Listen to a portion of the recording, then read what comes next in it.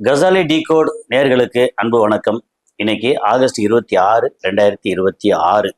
நம்ம ஜியோ பாலிட்டிக்ஸில் மிக்சடாக பேசிக்கிட்டு இருக்கோம். இன்னைக்கு என்ன அப்டேட் அப்படின்னு சொல்லி பார்க்க போகிறோம். அதில் முதல் முறையாக ஒரு முக்கியமான விஷயத்த ஸ்ட்ரெயிட்டாக அப்படி சொல்ல போகிறோம். இந்த அமெரிக்கா இஸ்ரேல் சேர்ந்து கூட்டாக ஈரானோட போட்ட சண்டையில் இந்த போரில் ஈரான் வெற்றி அடைஞ்சிருக்கு அப்படின்னு சொல்லி கிட்டத்தட்ட டிக்ளேர் ஆயிருக்கு. ஓகே, அதுக்கான காரணங்கள் என்னென்ன அப்படின்னு ஃபுல்லாக அடுக்க போகிறோம். ப்ளஸ் என்னென்ன செய்திகள் அங்கங்கே ஓவராலாக நடந்துகிட்டு இருக்கு அப்படின்னு பார்க்க போகிறோம். நான் கசாலி டிகோட்ஸ். வழக்கம் போல் உங்களுடைய ஆதரவு like button, hype button, bell button இதை கிளிக் பண்ணி சப்ஸ்கிரைப் பண்ணாத நண்பர்களை சப்ஸ்கிரைப் செய்து வேற நண்பர்களுக்கு தேவைப்படுறவங்களுக்கு பகிர்ந்து ஆதரவு தாருங்கள். நன்றி. இப்போ நான் சொன்னதுல ரொம்ப முக்கியமான விஷயம் என்னன்னா, ஈரான் வெற்றி. எப்படி வெற்றி? இன்னும் போர் முடிஞ்சிருச்சா அப்படின்னா, கிட்டத்தட்ட போர் முடிஞ்சிருச்சு. ஒண்ணு இந்த போர் அடுத்த கட்டம் போகலாமா, தொடருமா அப்படின்னா, தொடருவதற்கான வாய்ப்புகள் ரொம்ப ரொம்ப குறைவு.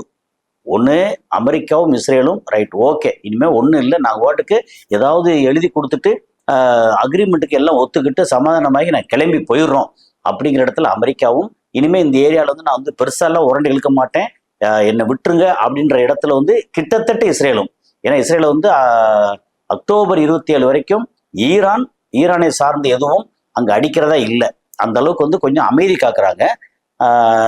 இது எர்டகன், ட்ரம்ப்போ, இது யாரு, நம்ம துருக்கியோட சேர்ந்து நெத்தன்யாவுக்கு நாடகம் நடத்துறாருங்கிற விஷயம் வெளியே வர ஆரம்பிச்சிருக்கு. நான் ஆரம்பத்திலேயே நமக்கு டவுட் வந்துச்சு, அதை எக்ஸ்பிரஸ் பண்ணேன். நான் சொன்னது கரெக்டு தப்பு அப்படிங்கிறல நமக்கு கிடைக்கிற செய்தியை வச்சு நம்ம இங்கே கொடுக்குறோம்.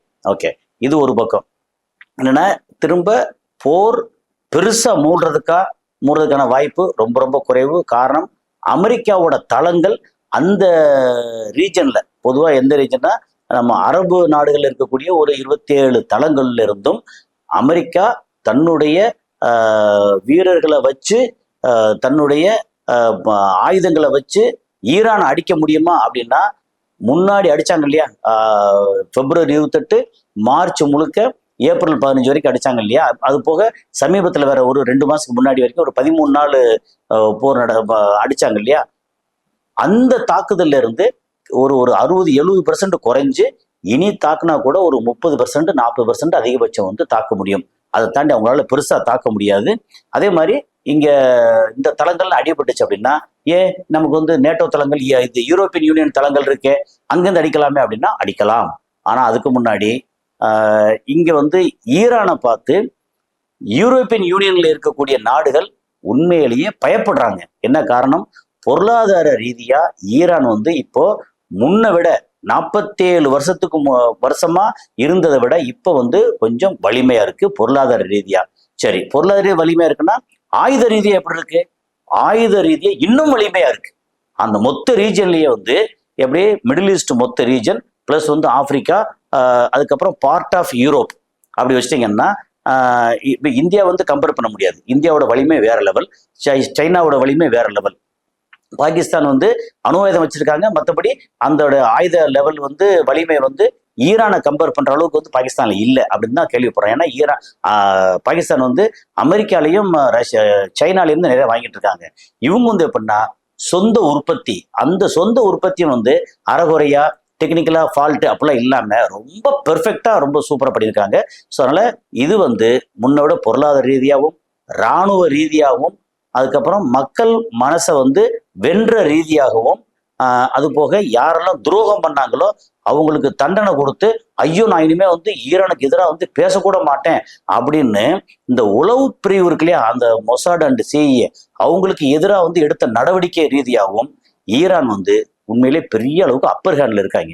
சரி, இப்போ ஈரானை எப்படி தடுமாற வைக்கிறது, கழுத்து பிடிச்சி நெரிக்கிறது அப்படிங்கிறதுல அமெரிக்கா உண்மையிலே தடுமாறி போயிருந்து, கடைசி என்னாச்சு, ஈரானோட யாரெல்லாம் தொடர்புல வச்சிருக்கீங்களோ அவங்களுடைய நேரடியா என்ன வாங்கினாலும் சரி, நேரடியா பொருட்கள் எக்ஸ்சேஞ்ச் பண்ணாலும் சரி, அல்ல மறைமுகமா ஷேடோ ஃபிளிட் மூலமா வாங்கினாலும் சரி, அந்த அத்தனை நாடுகளுக்கும் நாங்க தடை விதிக்கிறோம், பெரிய அளவுக்கு வந்து வரி போட போறோம் அப்படின்னு வழக்கம் போல அந்த இது இருக்குல்ல, அந்த வெறி நாய் வந்து தெருவில் போறவரெல்லாம் கடிச்சு பக்கத்து தெருவில் கடிக்க ஆரம்பிக்கும்ல, அது மாதிரி எல்லாத்தையும் கடிக்கும் போது என்ன ஆகும், கடைசியில் நாய்க்கே வந்து சொந்த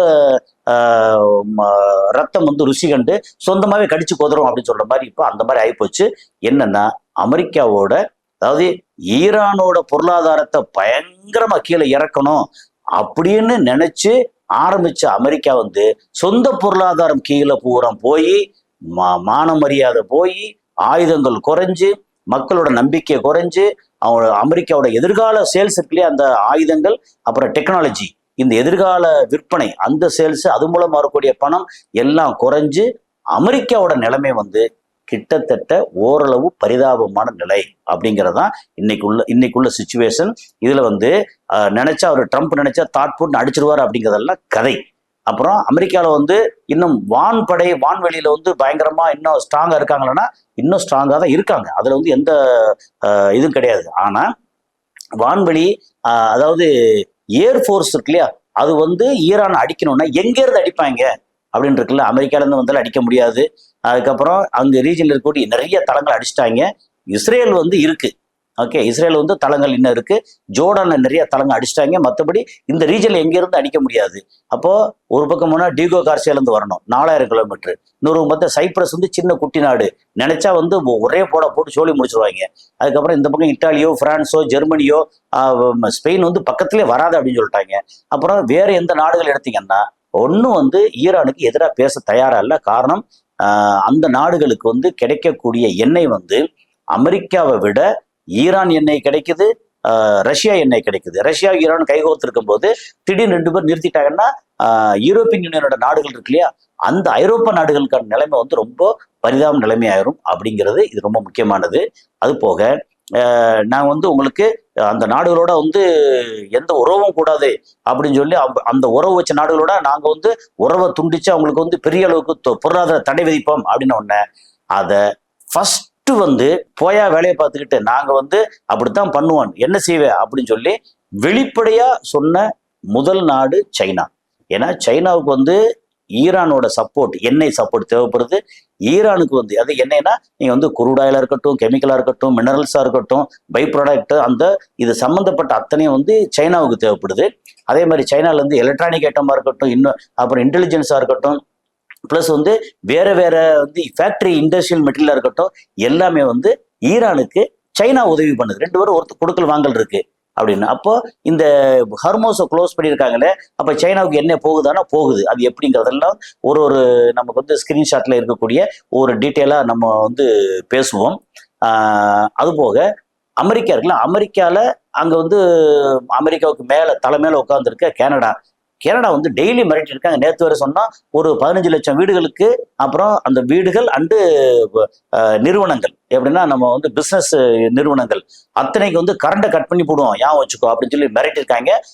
கனடால இருந்து அதை பத்தி டீட்டெயிலாம் வந்து நேற்று பேசியிருந்தோம். ஓகே, அந்த கனடா என்ன பண்ணிருக்கு, போயா வேலையை பார்த்துக்கிட்டு நீ வந்து பொருளாதார தடை வச்சுன்னா உனக்கு எதிராக நாங்களும் இது பண்ணி பார்த்துக்கோ அப்படின்னு சொல்லி ஃபர்ஸ்ட் எதிர்ப்பு. அதாவது ஈரான் சம்பந்தப்பட்ட முதல் எதிர்ப்பு வந்து சைனா, ஆனா ஓவரால் முதல் எதிர்ப்பு வந்து கனடா எதிர்த்திருக்கு, சைனா எதிர்த்திருக்கு. ஓகே, இப்போ வந்து வெற்றி அப்படின்னா என்ன சொன்னோம், வந்து ஈரானை திரும்பி அடிச்சு பணி வைக்க முடியாதுன்ற சூழல்ல போரில் ஈரான் வெற்றி அடைஞ்சிருக்கு.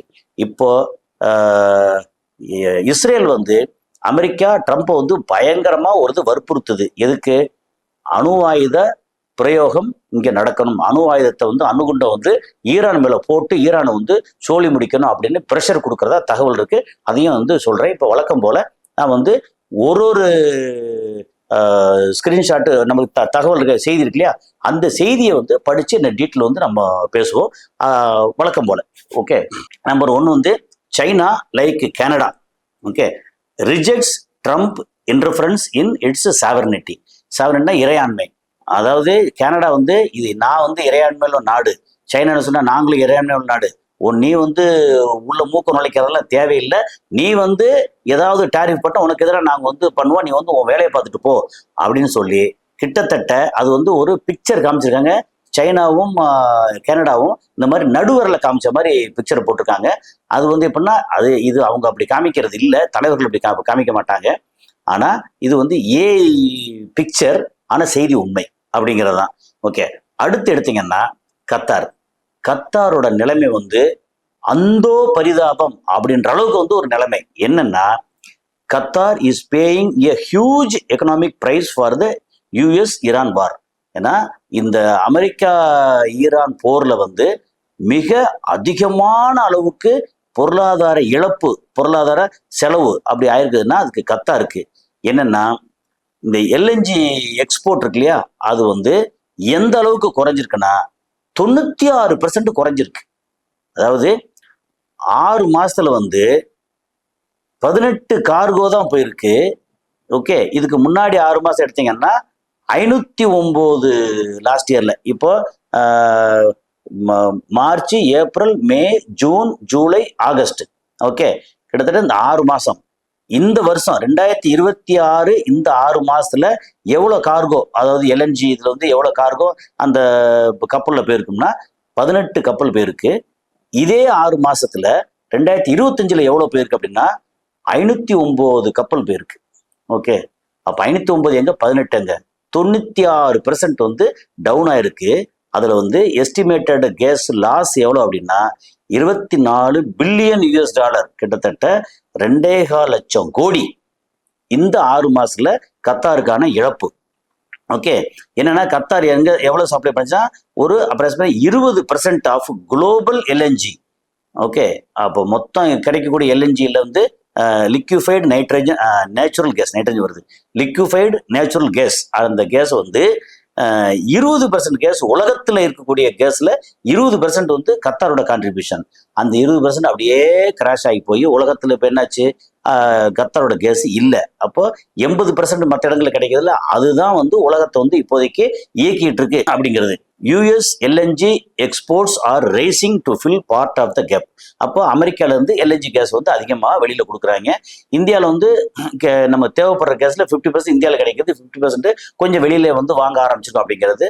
அதே மாதிரி ஷேடோ ஃபிலிட்னு சொல்லி ஈரான்ல இருந்து கிடைக்கிறது இந்தியாவுக்கு வந்து அப்பப்போ வர்றதா தகவல் வருது. அதுக்கு வந்து ஆதாரம் கிடையாது, ஆனா தகவல் வருது. ஓகே, அப்புறம் Europe's gas storage is at historic low. என்னன்னா, இவங்களுக்கு யூரோப் வந்து கேஸ் தேவைப்படும். எப்படின்னா சம்மர்ல வந்து சமையலுக்கு இதுக்கு எல்லாத்துக்கும் யூசேஜுக்கு நிறைய தேவைப்படும். வின்டர்ல பார்த்தீங்கன்னா குளிருக்கு இதமா வந்து எரிக்கிறதுக்கு எல்லாம் வந்து இந்த கேஸ் எல்லாம் தேவைப்படும். ஸோ கேஸ் இல்லாமல் அங்கே யூரோப்பியன் கண்ட்ரி வந்து இயங்காது. அந்த கேஸ்ல வந்து அவருடைய ஸ்டோரேஜ் இருக்கு இல்லையா, அது வந்து வரலாறு காணாத அளவுக்கு கீழே இறங்கி இருக்கு. காரணம் கத்தார்ல 20%, உலகத்துல 20% குறையும் போது 6 மாசமா குறையும் போது என்னாச்சு, அப்போ கொஞ்சம் கொஞ்சமா குறைஞ்சு யூரோப்போட மொத்த ஸ்டோரேஜ் குறைஞ்சிருக்கு அப்படின்னு அர்த்தம். ஓகே, அடுத்த செய்தி எடுத்தோம்னா இது ரொம்ப முக்கியமான செய்தி. ஓகே, நம்ம நெத்தன்யாகு என்ன சொல்றாரு வந்து, ஈரான் மேல அணுகுண்ட போட்டே தீரணும், அப்படி போடலை அப்படின்னா ஓகே அவர் வந்து எப்ஸ்டீன் பிளாக்மெயில் டேப்ட்டு அதை வந்து ஃபுல்லா வெளியிடுவேன்னு இன்னும் வந்து ட்ரம்ப் மிரட்டிட்டு இருக்காரு. அது என்ன வாச்சோம்னா, I am sorry if this alarms you, but Israel is actively pressuring Trump to use nuclear weapons in Iran. The Trump has thus far succumbed to all of Israel's demands. Okay, he absolutely would use nuclear weapon to prevent the release of the Epstein blackmail tapes, which Netanyahu almost certainly possess. அப்போ இது என்ன சொல்றாங்க வந்து, இந்த நெத்தன்யாகு வந்து இவர் மேல இவர்கிட்ட இருக்கக்கூடிய மொத்த எப்ஸ்டீன் ஃபைல் எல்லாத்தையும் வந்து வெளியிட்டு மிரட்டுறாரு இல்லையா, அந்த மிரட்டலுக்கு பயந்து ஈரான் மேல அணு ஆயுதத்தை பிரயோகப்படுத்துவார் அப்படின்னு சொல்லி ஒரு செய்தி வந்திருக்கு. அந்த செய்தியை வந்து சைடில் வந்து போடுறேன். அதுக்கப்புறம் வந்து வழக்கம் போல யுஎஸ் அமெரிக்காவோ அல்லது இஸ்ரேல் என்ன செய்வாங்க, பிடிக்காத நாடு ஏதாவது எதிரி நாடு இருக்குன்னா அங்க வந்து அந்த தலைக்கு வந்து $10 மில்லியன் விலை அப்படின்னா என்னாச்சு, $10 மில்லியன். அப்போ 10 லட்சம் 10 மில்லியன்னா $1 கோடி இன்ட்டு 100 என்ன ரேட்னு பார்த்துக்கங்க வந்து. அப்போ $10 மில்லியன் வந்து யாருக்கு, ஐஆர்ஜிசியில் இருக்கக்கூடிய டாப் தலைகளுக்கு விலை வச்சிருக்காங்க. யாரெல்லாம் காட்டி கொடுக்குறீங்களோ அவங்களுக்கு கொடுப்போம்னு சொல்லி. அமெரிக்காவோட வவுசி என்னன்னு இப்பதான் தெரிஞ்சு போச்சு. ஏற்கனவே மதுரா எங்க வெனிசுலால அவரை காட்டி கொடுக்கறதுக்கு அவர் கூட இருந்த டிரைவரு, அங்க இருக்கிற செக்யூரிட்டி இவங்க காட்டி கொடுத்தாங்க. அவங்களுக்கு காசு கொடுக்காம ஏமாத்தி விட்டாங்க. அவங்க நிலைமை என்னன்னு தெரியல. அப்ப இந்த மாதிரி ஆசை வார்த்தை காமிச்சு தலைக்கு $10 மில்லியன் அப்படின்னு சொல்லியிருக்காங்க. அது யாராருக்கு அப்படின்னு சொல்லியாச்சுன்னா ஒரு பேர் 5 பேர் இருக்காங்க. அதுல வந்து அகமது வாஹிதி அப்படின்னு ஒருத்தர் முன்னாடி சொல்லியிருக்கோம், என்னென்ன பொசிஷன் சொல்லி முன்னாடி டீட்டெயில பேசியிருக்கோம். இன்னொருத்தர் வந்து அலி அடுல்லாஹி அப்படின்னு, இன்னொருத்தர் வந்து ஷாஜித் அகஜானி அப்படின்னு, இன்னொருத்தர் வந்து ஹமீத் ரேசா லஷ்கரைன், அதுக்கப்புறம் மாஜித் கதேமி. இது எல்லாமே வந்து ஒவ்வொருத்தரும் IRGC intelligence officer, IRGC cyber electronic officer, IRGC aerospace forces UAV commander, அதுக்கப்புறம் சீஃப் ஆஃப் என்னது கட்டமல் அன்பியா சென்ட்ரல் ஹெட் குவார்ட்டர் சீஃபு, அதுக்கப்புறம் வந்து commander of the Islamic revolutionary guard corps IRGC commander அப்படின்னு 5 பேர் தலைக்கு வந்து ஆளுக்கு ஒவ்வொரு தலைக்கு வந்து $10 மில்லியன் விலை வச்சிருக்காங்க. இது வந்து அடிச்சா வந்து இஸ்ரேல் வந்து உடனே பயந்து போய் முடங்கி போய் ஐயா விட்டுருங்கன்னு சொல்லி கெஞ்சுவாங்க நினைச்சிட்டு இந்த மாதிரி அனௌன்ஸ் பண்ணிருக்காங்க. இதெல்லாம் வந்து இது வந்து மாறி அனௌன்ஸ் பண்றதுதான். முன்னாடியா இருந்தா இப்படி அனௌன்ஸ் பண்ணியிருந்தா அங்க காட்டி கொடுக்கறதுக்கு அங்க வந்து ஆட்கள் இருந்தாங்க. இப்போ வந்து ஈரானோட பொசிஷன் வந்து for better then last year, last 5 year, last 10 year. அதைத்தான் நம்ம இப்போ சொல்ல முடியும். அதுக்கப்புறம் வந்து சைனா என்ன பண்ணிருக்காங்கன்னா, இந்த மாதிரி அங்க ஹாங்காங் அங்க பேங்க் இருக்கு இல்லையா, அதுல இருக்கக்கூடிய இந்த தங்க கட்டிகள் இருக்குல்ல, அதை வந்து வெளியெடுக்க ஆரம்பிச்சிருக்காங்க. எதை கொடுத்து? தங்க கட்டி சப்போஸ் அங்க வந்து ஒரு 10 டன் தங்க கட்டியை வந்து வெளியெடுக்கணும் அப்படின்னு சொல்லியாச்சுன்னா என்ன செய்வாங்க, அந்த 10 டன்னுக்கு ஈக்குவலான டாலரை கொடுத்து அதை வெளியெடுப்பாங்க. இப்போ முதல் முறையா என்ன பண்ணியிருக்காங்க, அங்க ஹாங்காங்ல வந்து வித் 11 குளோபல் பேங்க்ஸ் என்னென்ன பேங்க்ஸ் இன்க்ளூடிங் என்ன சொல்லியிருக்காங்க அப்படின்னா, ஜேபி மார்கன் பேங்க்ஸ் நம்ம கேள்விப்பட்டிருக்கோம், ஹெச்எஸ்பிசி பேங்க், எப்படின்னா ஹாங்காங் ஷங்கை பேங்கிங் கார்பரேஷன், அதான் ஹெச்எஸ்பிசி, நம்ம ஊர்ல கூட இருக்கே ஹெச்எஸ்பிசி. அதுக்கப்புறம் சிட்டி பேங்க், சிஐடிஐ சிட்டி பேங்க், இந்த பேங்க், இது மாதிரி ஒரு 11 பேங்க். அதுல வந்து சைனாவோட யுவான் கரன்சியை கொடுத்துட்டு பிசிக்கல் கோல்டை வந்து வெளியெடுத்திருக்காங்க. வெளியெடுத்து அதை வந்து வேற பர்பஸ்க்கு யூஸ் பண்ணுவாங்க. அப்போ தங்கத்துக்கு ஈடா யுவான் கொடுத்து தங்கத்தை எடுத்திருக்காங்க. அப்படின்னா என்ன ஆகுதுன்னா, அங்க வந்து மொத்த அந்த ஹாங்காங்கா இருக்கட்டும், சைனாவா இருக்கட்டும், அது சம்பந்தப்பட்ட ஒவ்வொரு இடமா இருக்கட்டும், இப்போ வந்து டாலரோட ஆட்டம் முடிவுக்கு வர ஆரம்பிச்சிருக்கு அப்படிங்கிறத சைனா ஒவ்வொரு ஸ்டெப் பை ஸ்டெப்பா சொல்லிட்டு இருக்காங்க. ஏன்னா இந்த dollar no longer has a monopoly on how the world prices moves and stores gold. Asia just built its own land and it's already live. அவ்வளவுதான், முடிஞ்சு. இது வந்து சோழி முடிஞ்சிருச்சுன்னு அர்த்தம் சொல்லலாம். அப்புறம் நம்ம வந்து ஈரான் வெற்றி அப்படின்னு சொன்னோம் இல்லையா, முன்னாடி டீட்டெயிலா சொல்லியிருந்தோம். அதுல வந்து அதுக்கு கட்டியம் கூறுற மாதிரி ஆமா ஈரான் வெற்றி அடைஞ்சிருச்சு அப்படின்னு சொல்றது யாரு அப்படின்னா, ஜேடி வான்ஸ் அப்படின்னு சொல்லக்கூடிய அமெரிக்காவோட துணை அதிபர். அவர் என்ன சொல்லியிருக்காங்க, ஈரான் குறித்த எங்கள் மதிப்பீடு தவறானது. நாம் போருக்காக $30 பில்லியன் செலவிட்டுள்ளோம் அப்படின்னு சொல்றாரு. 30 பில்லியன்னா 3 லட்சம் கோடி கிட்டத்தட்ட. ஓகே, என்ன சொல்றாங்கன்னா 30, அது வந்து மொத்தத்துக்கு வந்து 3 ட்ரில்லியன் 300 லட்சம் கோடிக்கு வந்து பிரச்சனை இருக்கு. ஆனா இது என்ன சொல்றாரு வந்து, இந்த மாதிரி எங்க தவறானது, நாங்க வந்து $30 பில்லியன் வந்து செலவு பண்ணியிருக்கோம் அப்படின்னு சொல்றாங்க. செலவு பண்ணிட்டோம், அங்கிருந்து என்ன வரவு? நம்ம வந்து இவ்வளவு தூரம் செலவு பண்ணிட்டு அட்லீஸ்ட் வந்து ஒரு $10 பில்லியன் வந்திருக்கு அப்படின்னா ஓகே, செலவு அதிகம் வரவு கம்மின்னு சொல்லலாம். வரவு ஒண்ணு இல்லை, ஆனா செலவு மட்டும். அப்ப வந்து பாரக் ஒபாமா என்ன சொல்றாங்க வந்து, இவை அனைத்தும் இல்லாமல் அணு ஆயுதத்தை அழிக்கவும் மூடப்பட்டே இருக்காத ஹர்மூஸ் நீரினை திறப்பதற்குமே என்ன ஒரு அவமானம், படுதோல்வி. இதை வந்து என்ன சொல்றாங்க வந்து, 30 பில்லியன் வந்து நாங்க செலவு பண்ணோம். சரி, அங்க வந்து அணு ஆயுதமே இல்லைன்னு சொல்லிட்டு இருந்தாங்க. இல்லாத அணு ஆயுதத்தை இருக்குன்னு சொல்லி தேடுறதுக்கும் அதை வந்து க்ளோஸ் பண்றதுக்கும், அது போக 40 வருஷமா மூடப்படாமல் இருந்த ஹர்மோஸை வந்து அவங்கள மூட வச்சு திரும்ப திறக்கிறதுக்கும் நீங்க செலவு பண்ணீங்கன்னா இது வந்து ஒரு அவமானம் இல்லையா, எப்படி ஒரு மிகப்பெரிய தோல்வி இல்லையா அப்படின்னு சொல்லி ஒபாமா வந்து சொல்லியிருக்காரு. அப்ப என்ன, ஜேடி வான்ஸோட வார்த்தையில ஈரான் வெற்றி அப்படிங்கிறது தான். ஏன் திரும்ப திரும்ப சொல்றேன் அப்படின்னா, நிறைய தரவுகள் வருது. அடுத்து வரும் பாருங்க, ஈரான் வெற்றின்னு வரும். என்ன அமெரிக்கா வந்து வெறுங்கையோட திரும்பி போவாங்களா, அணு ஆயுதத்தை போட போறாங்களா? அது ரெண்டு தான். அமெரிக்கா அணு ஆயுதத்தை போட்டாலும் அமெரிக்காவும் நாசமாகும், இஸ்ரேலும் போகும், இந்த நாடும் எல்லா நிறைய நாடுகள் நாசமாகும் அப்படிங்கிறதான்.